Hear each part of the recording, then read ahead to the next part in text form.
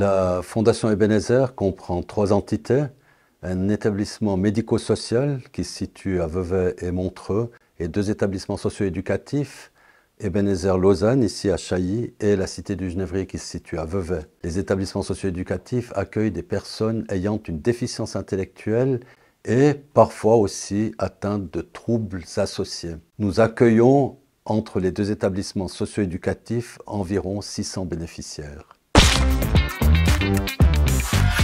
La Fondation a attribué 2 prix en 2023 à 2 travaux de bachelor. Le premier concernait le choix des vêtements et puis le deuxième s'est attaqué à l'achat, comment faire ses achats. Ce qui a retenu notre attention, c'est premièrement la qualité rédactionnelle de ces travaux. Un deuxième point qui était intéressant, ce sont des travaux de bachelor qui peuvent être considérés comme innovants.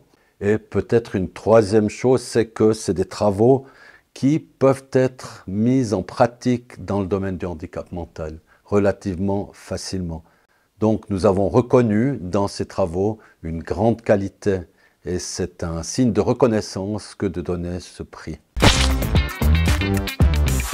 Avec ma collègue Laetitia, on a construit notre travail de bachelor en voulant s'intéresser à ce qui peut être facile ou difficile quand on va scanner et payer dans les magasins pour les personnes qui ont une déficience intellectuelle. Quand on passe à la caisse, est-ce que c'est plus facile avec la caisse traditionnelle ou avec quand on peut scanner soi-même? Et aussi par rapport au paiement, est-ce qu'il y a plus de facilité ou de difficulté suivant si on utilise le cash, donc on doit compter la monnaie, les pièces, etc., avec la carte, ou alors avec les applications de paiement comme par exemple Twint.